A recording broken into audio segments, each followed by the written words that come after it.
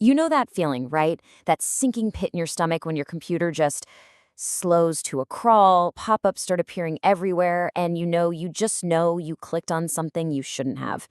It's a digital headache for sure.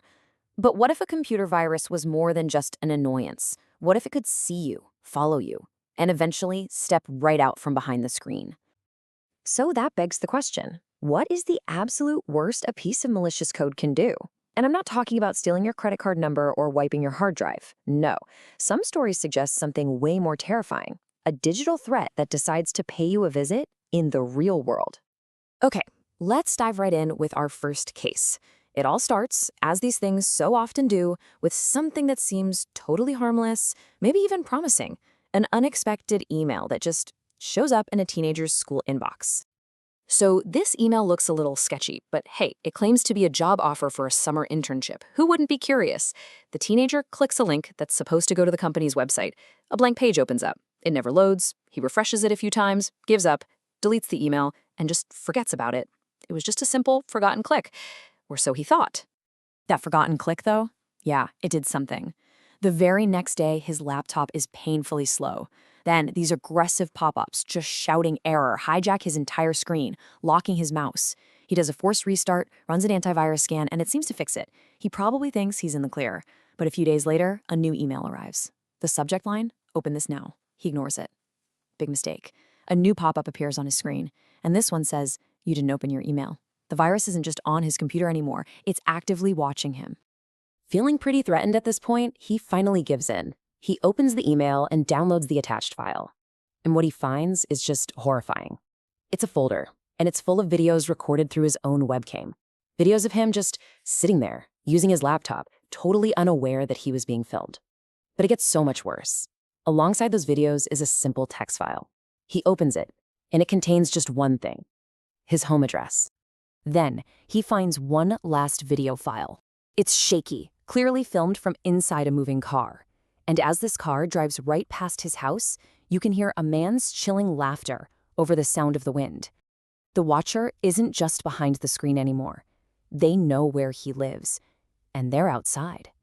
That story is just terrifying, but at least the hacker kept their distance, you know? In our next case, that line between the digital world and the physical one, it gets completely shattered. So this time, the bait is a classic temptation. A brand new $60 video game that someone really wants, but, doesn't want to pay for. They find a website offering a free download, they click the button, and they install a program. But the folder's empty, just a couple of weird text files. They just assume they got scammed, delete it, and move on with their day. But pretty soon after, things start getting weird. Short, cartoonish songs just start playing from the speakers at random times. Bizarre pop-ups and sketchy browser tabs open all on their own. The antivirus software, completely useless against whatever this is. The victim decides, all right, time to get this computer looked at by a professional. But before they can, they turn it on one last time, and the desktop wallpaper has been changed to this. Later that night, they're woken up by a loud, aggressive bang on their bedroom window. Their heart is pounding, right? They get up to look, and there, taped to the outside of the glass, is a printed photograph. It's the exact same nightmarish image that the hacker had just set as their desktop wallpaper. The digital ghost wasn't just on the screen anymore, it was literally at the window. Okay, so we've seen a hacker drive by, and we've seen one come right up to the window. Our final story demonstrates maybe the most direct crossover yet. A threat that arrives via the postal service, delivered right to your front door. Now, this scenario is incredibly relatable. We've got a stressed-out college student who's doing really poorly in a coding class. Desperate, they find a post on a forum with a link to a folder that supposedly contains all the answers to their textbook problems. They're under a ton of pressure, so they download it. Inside that downloaded folder is another compressed file, but this one is password protected. A little README text file explains that to get the password, they just need to run the file named run.exe. Seems simple enough, right? So they run it. A blank window flashes for like half a second and then disappears. Nothing happens. They try a few more times, then just give up. That night, they're woken from a dead sleep by this horrible screaming sound, and it's coming from their laptop. The lid was closed, but the screen was lit up, shining right through the seam. When they finally got the nerve to open it, A monstrous face was on the desktop, and that awful sound just kept going. So after restoring the computer from a backup, they think, okay, the nightmare is over. But a few days later, a plain envelope arrives in the mail. No return address. You know that's never a good sign.